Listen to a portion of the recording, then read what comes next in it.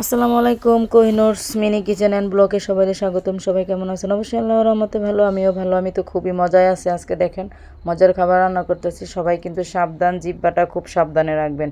যে কেউ চোখে দেখে কিন্তু জিহ্বায় পানি চলে আসবে। এটা নামি দামি খাবার না হলেও কিন্তু খুব মুখরোচক একটা খাবার, খুব নামি দামি খাবারের চেয়েও এটা দামি। তাই বলছি সাবধান সবার জিহ্বা সাবধান, চোখ সাবধান। চোখটা দেখবেন, জিহ্বাটা আটকে রাখবেন, ফ্যানের সাথে পারলে বেঁধে রাখবেন, জিহ্বায় যেন পানি চলে না আসে, খবরদার।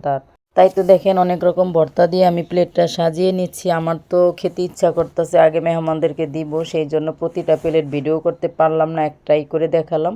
এভাবে দিয়েছি মেহমানদেরকে, তাহলে সবাই পাশেই থাকেন, সাথেই থাকেন, দেখতে থাকেন। কড়াইতে বেশ অনেকগুলো তেল দিয়ে দিয়েছি শুকনো মরিচ, এলাচ, দারুচিনি, তেজপাতা। এগুলো আমি এখন সুন্দর করে ভেজে নিব ঘ্রাণ বের হওয়া পর্যন্ত। তারপরে দিয়ে দিব কিছু আদা কুচি আর রসুন কুচি। এইগুলো আমি সুন্দর করে ভেজে নিব তেলের মধ্যে। আর অফ ক্যামেরায় আমি একটা মশলা বানিয়ে নিয়েছি, সেই মশলাটা আদা বাটা, রসুন বাটা, জিরা বাটা, দারুচিনির গুঁড়া, এলাচের গুঁড়া, তেজপাতা সব কিছু বেটে গুঁড়া দিয়ে সুন্দর করে একটা মশলা তেলে ভেজে নিয়েছি, শুকনো মরিচ বাটা দিয়ে, গুঁড়া না। আর সেই ভাজা মশলার মধ্যে দিয়ে দিলাম খুদ। এগুলো আমাদের ক্ষেতের ধানের খুদ, নিজের হাতের খুদ। আর সেই ভাজা মশলাটা দিয়ে দিলাম, এটা অফ ক্যামেরায় বানাইছি, বলেই দিছি কী কী দিয়ে বানাইছি মশলাটা। সেই মশলাটা দিয়ে আমি সুন্দর করে তেলের মধ্যে ভেজে নিব, সেই খুদগুলোর সাথে মশলা মিক্স করে নিব। স্বাদ মতো লবণটা দিয়ে দিলাম, আর দিয়ে দিলাম একটু হলুদের গুঁড়া, কম হয়েছে হলুদের গুঁড়া। আর মশলার মধ্যে লবণটা আমি ওই পরিমাণে দিছি, খুদের পরিমাণে দিতে মনে নাই। এখন সুন্দর করে ভেজে নিব আমি, এটা ভেজে নিয়ে পরে দিয়ে দেবো ঝোলের পানি। আর এই খাবারটা সচরাচর খাওয়া হয় না, আজকে আমি ঢাকার মেহমানদের জন্য করতেছি। প্রায় 2 কেজি চালের মতন খুদ আমি বউয়া রান্না করছি। 5-7 পদের ভর্তা বানাইছি, ভর্তার ভিডিওটা দেওয়া হয় নাই, স্কিপ হয়ে গেছে। আর ভিডিওটা অনেক বড় হয়ে যাবে, সেইভাবেও দিই নাই। আর সেইখানে ঝোল দিয়ে দিলাম পোলাও পাতা দিলে পোলাওর মতন গ্রান হবে। আরেকটা কড়াইয়ের মধ্যে দিয়ে দিয়েছি আমি কিছু পেঁয়াজ আর তেল। আর এই যে দেখেন বউয়াটার পানি কমে গেছে, এটা আমি এখন সুন্দর করে নেড়ে চেড়ে ঢাকনা দিয়ে দমে দিয়ে দিব বসিয়ে। সেই জন্য 2 চুলায় রান্না করতেছি। আর এদিক দিয়ে পেঁয়াজটাও একটু ভেজে নিচ্ছি। দিয়ে দিলাম কিছু কাঁচা মরিচ ব্লেন্ডার করা, সিদ্ধ করে তেলে ভেজে ব্লেন্ডার করছি মরিচটা। রসুন বাটা পরিমাণে অনেকটা, শুকনা মরিচের গুঁড়া অনেকগুলা, হলুদের গুঁড়া, স্বাদ মতো লবণ। এইগুলো এখন আমি সুন্দর করে ভেজে নিব। আর এইখানে আমি চাপা শুটকি বাগার দিব। আর এইভাবে কম তেল দিয়ে বাগার দিলে এই শুটকিটা খেতে খুবই সুস্বাদু হয়। খুদের ভাতের সাথে তো শুটকি না হলে অসম্পূর্ণই থেকে যায়, সেই জন্য শুটকি ভর্তা লাগবেই লাগবে। আমার তো লাগে, অন্যদের হয়তো কি লাগে আমি জানি না। এই তো দেখেন দমে দেওয়ার পর আবারও নেড়ে চেড়ে ঢাকনা দিয়ে দিলাম। আবারও আমি শুটকিগুলো নেড়ে চেড়ে নিচ্ছি তেলের মধ্যে। আবারও আমি বউয়াগুলো নেড়ে চেড়ে দিচ্ছি। এবার ভালো করে একটু উল্টিয়ে পাল্টিয়ে নেড়ে চেড়ে আমি 2ভাবে রান্না করে, সত্যি বাসায় অনেক মেহমান, আবার আমার বাচ্চা, মেহমানদের অনেকগুলা বাচ্চা, আমি সোজা কথা পাগল হয়ে গেছি। তারপরও ভিডিওটা করছি, কেউ কিছু মনে করবেন না প্লিজ। মশলাটা কষানো হলে আমি এখানে আবার ঝোলের পানি দিয়ে দিয়েছি, কারণ আপনাদের 2টা ভিডিও একসাথে দেখতেছেন, ভালো লাগতেছে না জানি, কিছু করার নাই। আমার কাছে ভিডিও দেওয়ার মতন ছিল না, তাই প্রতিদিনের ভিডিওটাই দিয়ে দিলাম, ওই ভিডিওটাই সবার জন্য। সবার কাছে সরি গো, একটু কষ্ট করে দেখে নিন।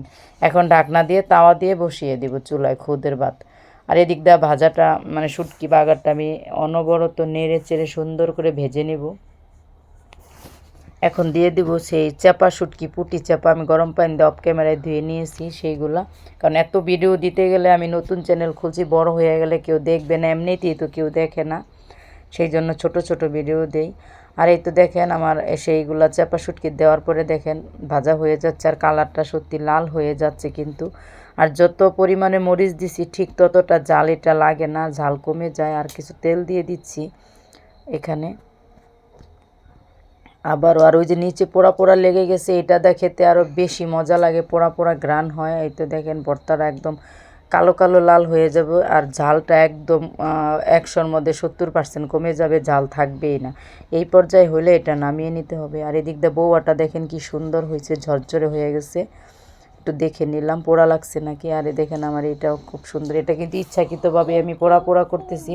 এই পোড়া পোড়া স্বাদটা শুটকি বাগারে খুবই মজা লাগে। আর আমি কম তেলে করতেছি, ঢাকার মানুষ ওরা ডায়েট করে, বেশি তেলে রান্না করতে মানা করছে, তাই জন্য সব কিছু কম তেলে। তাও আমি একটু একটু তেল দিতেছি, কারণ পারতেছি না, লেগে যাচ্ছে। ওরা একদমই তেল খায় না, ওরা বড়লোক মানুষ, আমরা গরিব মানুষ, আমাদের বাসায় আসছে, ওরা ডায়েট চাট মেনটেন করে, সেই জন্য ওদের জন্য এভাবে করা। ওরা বসে বসে কিন্তু বলতেছে ভাবি প্লিজ কম তেল দেন, সেই জন্য।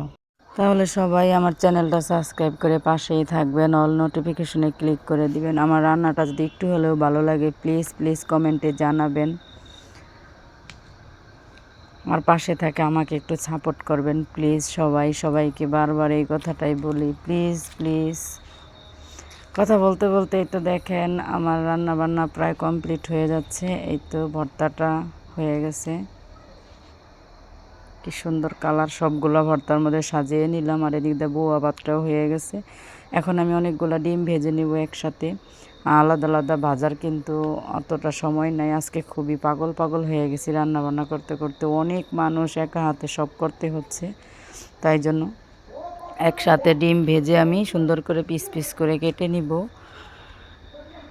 আর একজন প্রতি একটা করে ডিম ভাজতে গেলে কিন্তু অনেক ডিম লাগে। বাসায় কিন্তু 15-20 জন মানুষ, প্রায় 20 জন, 18-19 জন।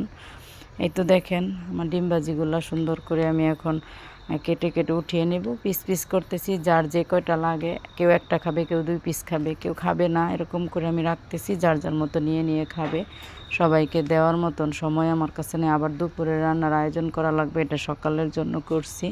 তাহলে সবাই কমেন্টে বলবেন কার কার বোয়া ভাত বা খুদ ভাত খেতে ভালো লাগে, কার কী ভর্তাটা খেতে ভালো লাগে, রান্নাটা কেমন হয়েছে।